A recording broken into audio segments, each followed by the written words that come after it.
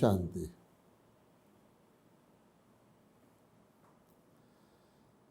ये सृष्टि चक्र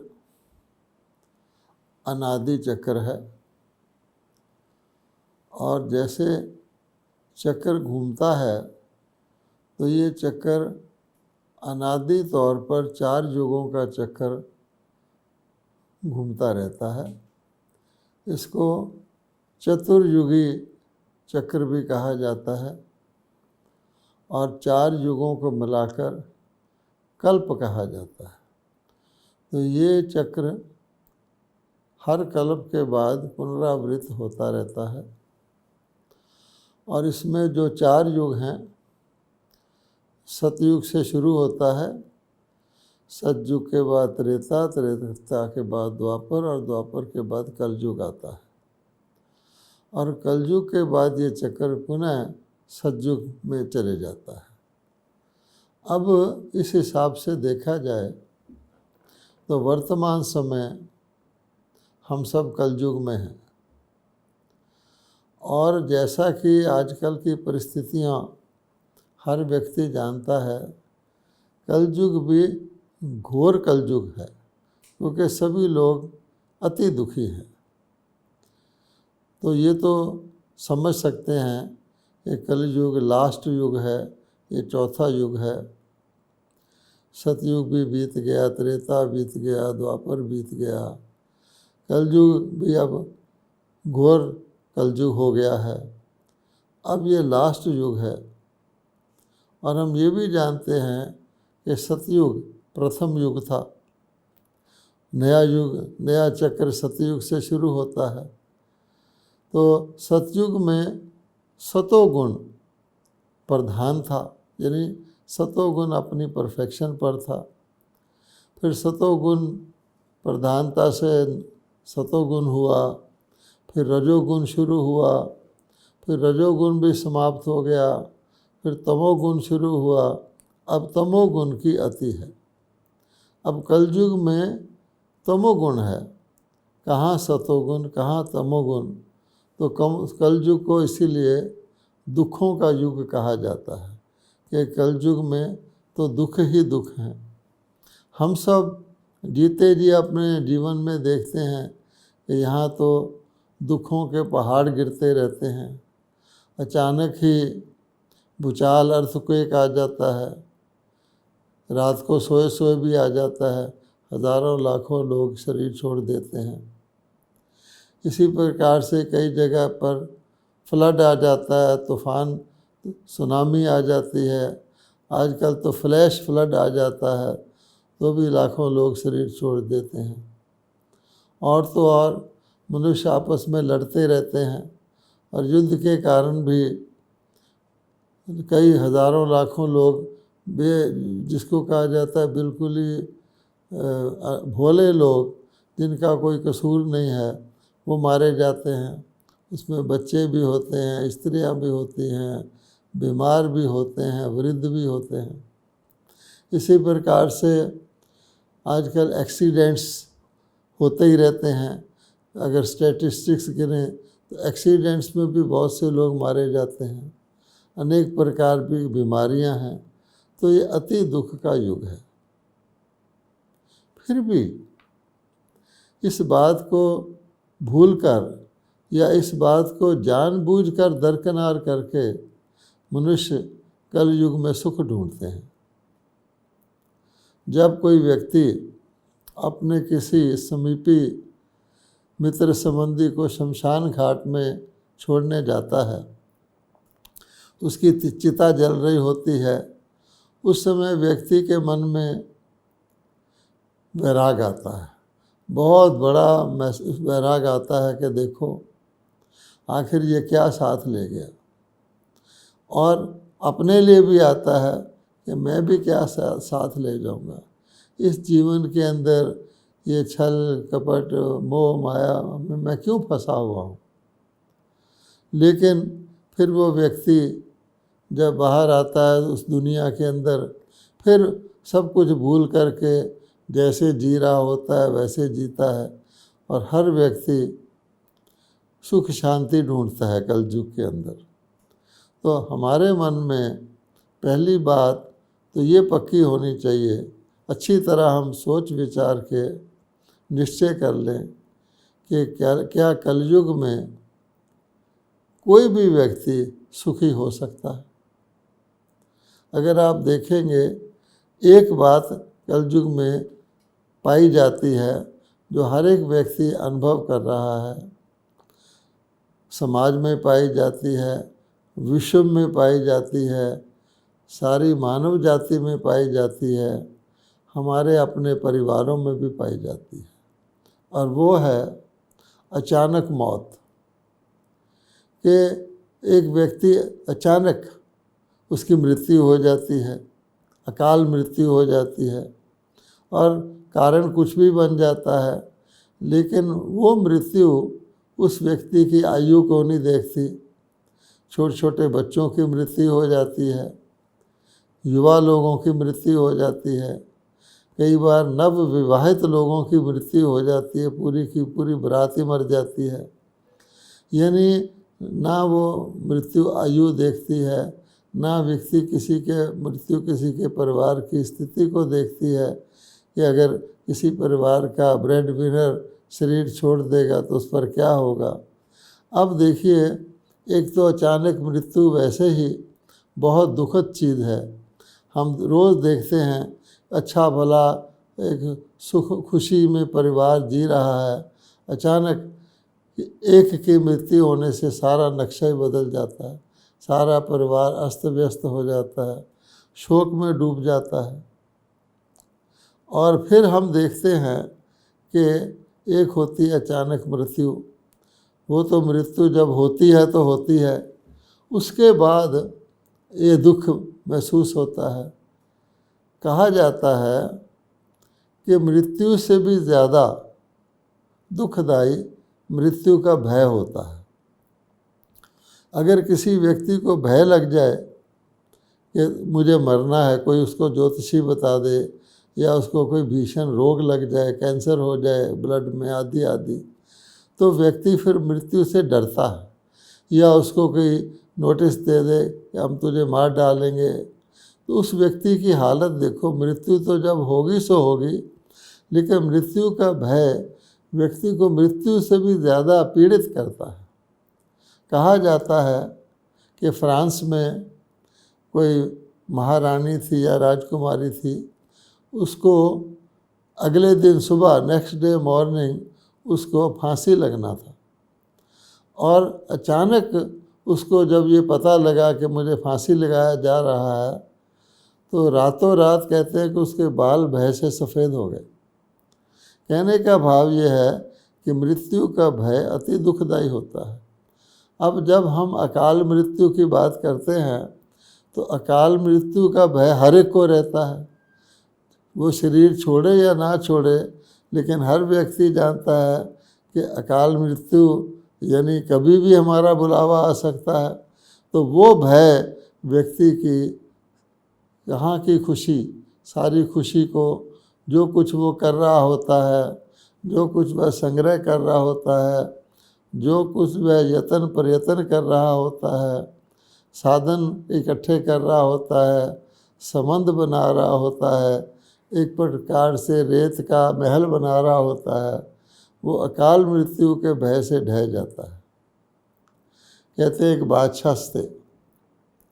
अब बादशाह तो बादशाह ही होते हैं, वो सारा दिन अपनी सल्तनत में घूम घाम के रात को थके हुए आए, और अपने जो महल का उसका दरबान था उसको कहा, देखो मैं बहुत थका हुआ हूँ, मैं भोजन आदि भी नहीं करूँगा, मैं सीधा ही जाके सोना चाहता हूँ, मैं सारा दिन आज थक गया हूँ।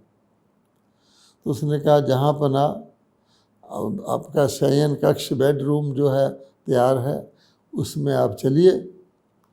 लेकिन उसने कहा, महाराज आज दिन में एक सांप देखा गया था आपके बेडरूम में, और सारे ही कर्मचारी उसको ढूंढने की कोशिश करते रहे, लेकिन वो सांप मिला नहीं। लेकिन आप तो बादशाह हैं, आपकी सारी सल्तनत में सारी खलकत आपकी ही है, सांप आपको क्या कहेगा। आप थके हुए हैं, आप चैन से जाकर सो जाइए। अब आप सोचिए, क्या वो बादशाह बेफिक्र होकर सो पाएगा, या उसको हर वक्त यही चिंता लगी रहेगी, पता नहीं सांप आ ना जाए, सांप मुझे डस ना ले, कहाँ से निकलना है। तो चिंता वाला बादशाह बेफिक्र तो नहीं रहा, फिर वो बादशाह काहे का रहा, उसको तो भय ने पकड़ लिया। इसी प्रकार से ये जो दुनिया कलयुग की है, इसमें तो हर व्यक्ति के सब कॉन्शियस में मृत्यु का भय रहता है। वो मृत्यु को देखता है, अपने सामने सामने देखता है। इष्ट जन शरीर छोड़ रहे हैं, अखबार में पढ़ता है, न्यूज़ आती है, आज फलां व्यक्ति अच्छा भला शरीर छोड़ गया। तो उसके अंदर, दिमाग के अंदर ये स्मृति बार बार आती है कि ये तो हमारी भी मृत्यु पता नहीं कब हो जाए। यद्यपि वो इस प्रश्न को टालता रहता है कि मेरी मृत्यु शायद ना हो, अच्छा हो जाएगी तो हो जाए, लेकिन बार बार उसके सब कॉन्शियस में ये रहता है। यहाँ तक कि आज के युग में अगर किसी से भी पूछो आज के युग का नाम क्या है, हम कलयुग तो कहते ही हैं, बच्चे से भी पूछो तो कहेगा ये मृत्यु लोक है। अब आप देखिए, इसका नाम ही मृत्यु लोक रख दिया गया है। लोग जी रहे हैं, यहाँ जन्म ले रहे हैं, जी रहे हैं, लेकिन इसका नाम उन्होंने मृत्यु लोक रख दिया। तो जैसे कोई कब्रिस्तान में जी रहा हो, ना जाने कब उसकी मृत्यु हो जाए, तो ऐसी दुनिया में सुख कैसे हो सकता है। आप जितना इकट्ठा ज़्यादा करते जाएंगे, आपका मृत्यु का भय और भी बढ़ता जाएगा। एक व्यक्ति किराए के मकान में रहता है, उसकी भी मृत्यु होती है, मृत्यु का भय तो उसको भी है, लेकिन एक व्यक्ति ने अपने जीवन काल में बहुत बड़ा मेहनत करके इंडस्ट्री लगा के अपने नाम से कई मिल्स बनाई हुई हैं, कई पुरम बनाए हुए हैं, उसके हज़ारों वर्कर हैं, उन स्थानों पे रह रहे हैं और उसको बहुत मान की नज़र से देखते हैं, उसको अन्नदाता गिनते हैं, और वो व्यक्ति भी बड़ी रिस्पॉन्सिबिलिटी महसूस करता है। अगर ऐसे व्यक्ति को जब याद आता है, जब किसी की मृत्यु हुए देखता है, तो वो सोचता है अगर मेरा शरीर छूट गया तो चाहे हर व्यक्ति अंदर से यही सोचता है। ये भी एक विचित्र बात है कि सारी दुनिया मर जाएगी, शरीर छोड़ देगी, मैं शायद नहीं मरूंगा। किसी ने, कहते हैं, एक प्रश्न पूछा था यक्ष से कि विश्व का सबसे बड़ा आश्चर्य क्या है, तो उसने यही उत्तर दिया था कि सबसे बड़ा आश्चर्य यह है कि लोग रोज़ अकाल मृत्यु को देखते हैं, लेकिन हर एक ये समझता है मैं शायद नहीं मरूंगा। लेकिन कुछ भी अपने दिल को व्यक्ति ढारस देता रहे, ये मृत्यु लोक इस प्रकार से है कि मौत का भय, मौत तो मौत जब आती है, और अकाल मृत्यु का भय व्यक्ति को किसी भी प्रकार का सुख या किसी भी प्रकार की शांति से जीने नहीं देता। इसलिए इस दुनिया को दुख धाम कहा गया है। कलयुग में को सुख ढूंढना या कलयुग को सुखी दुनिया समझना, ये एक बहुत बड़ी गलत फहमी है, अपने आप को धोखे में रखना है, और इसीलिए लोग मुक्ति चाहते हैं। हम सब जानते हैं महात्मा बुद्ध की कहानी कि महात्मा बुद्ध प्रिंस सिद्धार्थ थे, वो एक राजकुमार थे, लेकिन जब उन्होंने किसी दिन, राजकुमार अपने राजमहल में रहते थे, राज परिवार में रहते थे, एक दिन वो प्रजा के अंदर चले गए और उन्होंने देखा, एक बीमार व्यक्ति को देखा, फिर एक वृद्ध व्यक्ति को देखा, फिर एक अर्थी जा रही थी मृत व्यक्ति को देखा, और अपने कर्मचारियों से पूछा, सेवकों से, ये क्या है। उन्होंने बताया कि महाराज ये तो हर एक के साथ होता है और हो सकता है। तो कहते हैं उनको विराग आ गया और वो प्रिंस सिद्धार्थ थे, महात्मा बुद्ध बन गए, मुक्ति की इच्छा रखने लग गए। इसी प्रकार से बहुत से व्यक्ति चाहे चाहते हुए या ना चाहते हुए इस दुख की दुनिया से छूटना चाहते हैं। इसलिए वो कहते हैं भगवान हमें मुक्त कर दो, कई तो कहते हैं हमें मोक्ष दे दो, हम कभी इस दुनिया में आए ही ना। थोड़े बहुत कागविष्टा समान अल्पकालिक सुख का क्या फ़ायदा जब इसमें दुख ही दुख है। इसमें तो हम बेटाइम ही मृत्यु को प्राप्त हो जाएंगे। जो कुछ हमने अर्जित किया है उसका भी सुख नहीं भोग सकेंगे। अब प्रश्न उठता है कि क्या मानव की यही दुर्भाग्य है? पर कई लोग तो परमात्मा को ही कह देते हैं, परमात्मा तुमने ये दुनिया रची ही क्यों? हमें एक तरफ कहते हो हम तुम्हारी संतान हैं, हमें ऐसी दुख की दुनिया में भेजा ही क्यों? परमात्मा को दोषी ठहरा देते हैं। लेकिन अगर हम देखें कि ये जो दुख की दुनिया है, ये जो कलयुग है, ये चौथा युग है, ये सबसे पुराना युग है, सबसे पुरानी दुनिया है। तो हर चीज़ जब पुरानी होती है तो कुछ ना कुछ दुख तो देती है। एक व्यक्ति वृद्ध अवस्था को पा जाता है तो उसके अंदर वो युवा अवस्था जैसा शरीर तो नहीं रहता, उसके अंदर वो जीवन का उमंग उत्साह तो नहीं रहता, उसके अंदर बचपने जैसा भोलापन तो नहीं रहता, उसके अंदर वो स्वाभाविक मुस्कुराहट और खुशी तो नहीं रहती। एक वृद्ध व्यक्ति को तो हर वक्त यही चिंता रहती है कि कल मेरी कोई दूसरी इंद्री खराब ना हो जाए। एक इंद्री को ठीक करवाता है तो दूसरी बिगड़ जाती है। और लोग जो उसके पास रहा करते थे उसको घेर के रखते थे और उससे दूर दूर भागते हैं। वो तो लोगों को बुला बुला कर कहता है कि मेरे पास थोड़ी देर बैठो। कहने का भाव ये है कि वृद्ध अवस्था में हर चीज़ अपनी जब चौथी स्टेज को पहुंच जाती है, जर्जर हो जाती है, तो सुख की बजाय वो दुख तो देती ही है। और उसके बाद तो उसका अंतकाल ही आता है। चाहे कोई वृक्ष भी देख लें, कोई वृक्ष होता है, बढ़ता है, फलता है, फूलता है, बहुत पत्ते देता है, फूल देता है, फल देता है, लेकिन आखिरकार अपनी आयु पूरा होने पर वो वृक्ष एक दिन सूख जाता है, उसके पत्ते भी सूख जाते हैं, फल फूल गायब हो जाते हैं और वो एक सूखी लकड़ी बन के रह जाता है। इसी प्रकार से हम इस कलयुग को तो देख रहे हैं, लेकिन जब तक कोई व्यक्ति पूरे चक्र को नहीं जानेगा, अपनी पूरे आत्मा के पूरे इतिहास को नहीं जानेगा, तो वो दोष ही देता रहेगा और वो आने वाले भविष्य को और जो भूतकाल बीत गया, अच्छा भूतकाल जो कल था और जो आने वाला अच्छा भविष्य कल है, उससे वंचित रहकर दुखी तो है ही और अति दुखी हो जाएगा, मानसिक कष्ट से भी पीड़ित हो जाएगा। ये दिशा हम आज लोगों की देखते हैं। लोग सारे कंफ्यूज हैं। वो कहते हैं हम भरसक प्रयत्न कर रहे हैं, अपने अपने तरीके से हर कोई प्रयत्न कर रहा है।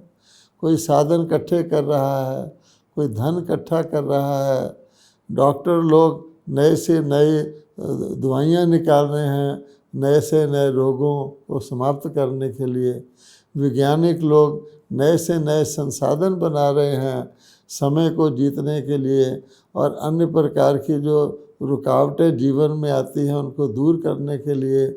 बाहर अगर बहुत गर्मी है तो विज्ञान ने हमें एयर कंडीशनिंग दिया है, हमारी चीज़ अगर ख़राब हो जाती है तो विज्ञान ने हमें रेफ्रिजरेटर दिया है, इत्यादि इत्यादि। लेकिन फिर भी मनुष्य देखता है कि दुख तो मन के अंदर है। उस एयर कंडीशनर का क्या फ़ायदा अगर मेरे मन के अंदर दुख है।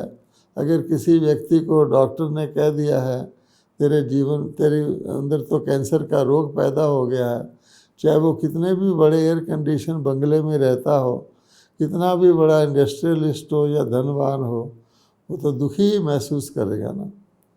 इसी प्रकार से कई बार कोई बिजनेसमैन 2 नंबर के पैसे से काम करते हैं, लाखों रुपया कमा लेते हैं। जब पुलिस या इनकम टैक्स वाले रेड करते हैं तो उनको एयर कंडीशनर में भी पसीना आ जाता है, क्योंकि भय एक बहुत बड़ी चीज़ है।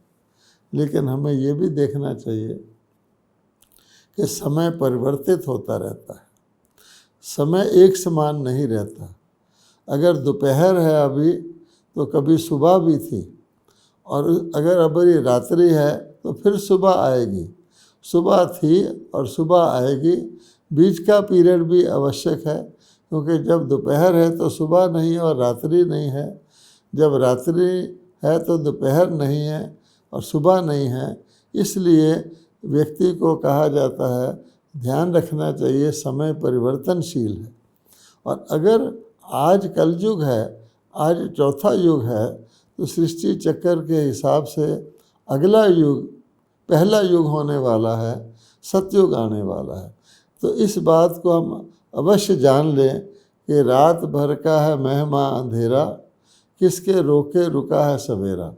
अब दुख की दुनिया के बाद सुख की दुनिया आनी ही है, और अगर हम सुख की दुनिया को देखें, जिसको हम सतयुग कहते हैं, वहाँ जो यहाँ की अति दुख की परिस्थितियाँ हैं, वहाँ वो अति सुख की परिस्थितियों में बदल जाती है।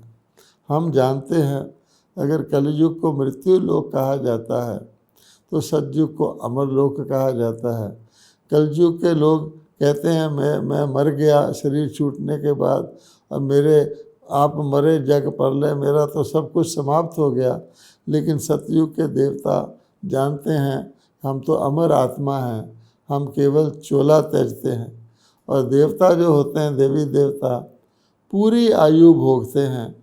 कोई भी देवी देवता अकाल मृत्यु तो का अपनी पूरी आयु से ज़रा सा कम आयु पहले भी शरीर नहीं छोड़ता है। और आज भी भारत में उसकी निशानियां हैं।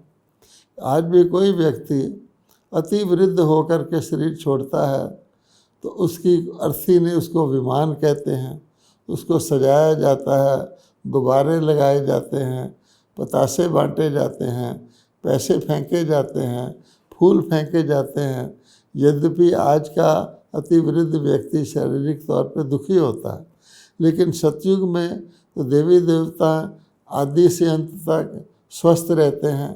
उनके जीवन काल में भी किसी प्रकार का रोग शोक नहीं होता, और पूरा समय आने पर, पूरी आयु होने पर ही वो शरीर त्यागते हैं। कितना फ़र्क है। नॉर्मली भी किसी चीज़ की पूरी आयु होने के बाद ही उसको समाप्त होना चाहिए, लेकिन अगर कोई चीज़ शुरू में ही समाप्त हो जाए, बीच में ही समाप्त हो जाए, कभी भी समाप्त हो जाए, तो अवश्य ही सोचना चाहिए तो आत्मा ने कुछ ऐसे कर्म किए हैं, आत्माओं के ऊपर कुछ जन्म जन्मांतर के पापों का बोझ है, जिसके कारण से वो अपनी आयु भी पूरी नहीं भोग सकती है। लेकिन अमर लोक, देवताओं को तो अमर कहा जाता है। अमर का ये अर्थ तो नहीं है कि देवी देवता एक ही शरीर में रहते हैं, जो शरीर उनको मिल जाता है युगों तक वही शरीर चलता है, सतयुग और त्रेता में नहीं। अर्थात वो पूरी आयु भोगते हैं और उनका शरीर अंत तक स्वस्थ रहता है, निरोगी रहता है। और उसके बाद जब वो शरीर त्यागते हैं तो मृत्यु के समय भी उसको मृत्यु कहते ही नहीं। कोई नहीं कहेगा रामचंद्र जी मर गए, श्री कृष्ण जी मर गए। मृत्यु नाम देवताओं के लिया ही नहीं जाता है, क्योंकि वो शरीर त्यागते हैं। और जैसे व्यक्ति रात को सो जाता है, इसी प्रकार से वो शरीर त्याग देते हैं। जैसे सुबह जागता है तो नए शरीर में आत्मा आ जाती है।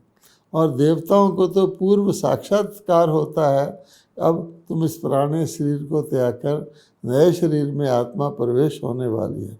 तो जैसे किसी व्यक्ति को नई चीज़ मिल रही हो तो प्राणी वो बिना कष्ट के आसानी से त्याग देता है, तो वहाँ तो मृत्यु नाम भी लिया नहीं जाता है, केवल चोला परिवर्तन होता है। इस प्रकार से वो देवी देवता भी भारत में थे। हम सब जानते हैं आज भी भारत के अंदर देवी देवताओं के मंदिर हैं, और उन मंदिरों, बड़े आलीशान मंदिर बनाए जाते हैं। सोमनाथ का मंदिर हम जानते हैं, शिव परमात्मा का मंदिर है। इसी प्रकार से श्री लक्ष्मी श्री नारायण के हज़ारों लाखों मंदिर भारत में हैं। श्री राधे श्री कृष्ण के मंदिर हैं, श्री सीता श्री राम के मंदिर हैं। तो ये देवी देवताएं आप देखेंगे इनकी मूर्तियों की भी पूजा होती है, अर्थात इनके शरीरों की भी पूजा होती है। और भगत बहुत भीड़ लगा करके उनके दर्शन के लिए भी लाइन लगाते हैं। और क्षण भर का दर्शन करके भक्तों को अवश्य ही किसी न किसी प्रकार की मानसिक शांति प्राप्त होती है, उनका तनाव घटता है, उन्हें संतोष मिलता है, उन्हें देवताओं के हाथ से जैसे आशीर्वाद की प्राप्ति होती है।